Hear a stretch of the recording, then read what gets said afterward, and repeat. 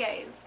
So my mom recently got a job as a middle school math teacher. She's been teaching math for a very long time, but she's mostly been teaching high school, which she doesn't really like, so she's really excited about getting to teach middle school. However, if you teach high school for a long time, you can also kind of get out of touch with the middle school world, so she's recently been asking me to tell her a lot of stories from my middle school days. It really got me thinking, and now I'm presenting it to you in video form, some of the fun things or interesting middle school stories. This could also kind of be a video response to Eric the Coolioist, who made a video about school stories. I'm not sure how long it was, but I think it was less than a month ago, so there's that too. So I was just a tiny bit of a smart aleck throughout my life, especially in middle school.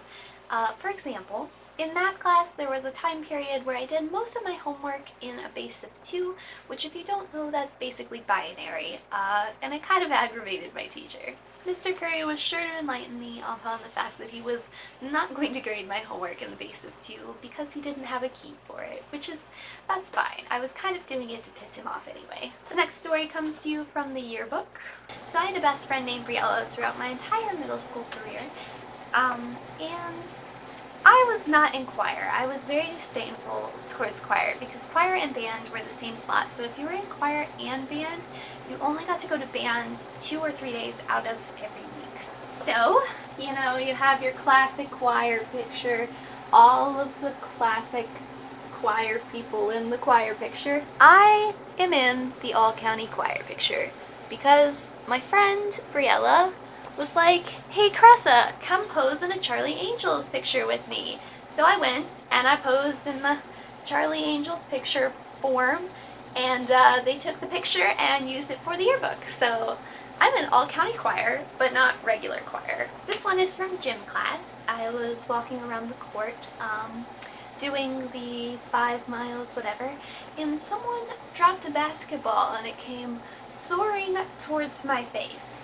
Now, without thinking about it, I just kind of leaned back and ducked the basketball, and apparently did a matrix, of which I've never heard at that time period. But it was like the coolest thing that my friend Sunshine had ever experienced to that day. During 8th grade, I had gym for 2 out of my 7 classes. I think maybe even 3 for a short time period.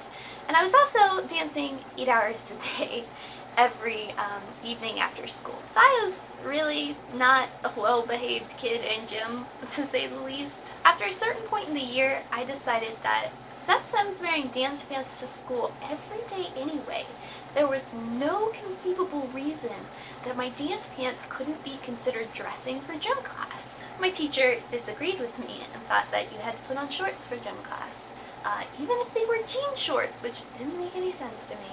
So, being the stubborn person that I was, I didn't dress for gym the entire year from that point forward. I was a little bit too stubborn for my own good. When I was in middle school, a guy actually got locked into his locker. For real.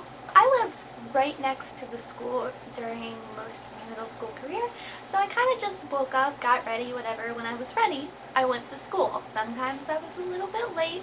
Most of the time, I showed up at like 7 o'clock. There was really no in between. I showed up at 7 o'clock, like an hour and a half before school started. Or I just, you know, kind of moseyed in at like 9 o'clock and was like, "Give me a late slip, I'm going to class." So the principals in my school switched really often during those 3 years, and for a time period we had a principal called Mr. Questenberry. Now Mr. Questenberry was kind of old, he was really old-fashioned, and he was really, really irritated that I never came in and smiled. Like, really irritated. So, you know, I would come in and I'd walk into school late and he'd be like, "Caressa, you should smile, your face is gonna stick like that." And I'd be like, you know, like classic middle schoolers are like, "You can't tell me how to smile. Not girl." One day I walked into school and he said, "Caressa, you should smile, your face is gonna stick like that." And I frowned. This irritated him to the degree that I got 3 days of in-school suspension for not smiling. I'm still kind of irritated about it. In my 6th grade year, there was a new teacher who only stayed there for 1 year. I don't remember what her name is. I really feel like it's Miss Purdue, but every time I mention that, everyone looks at me like I'm crazy.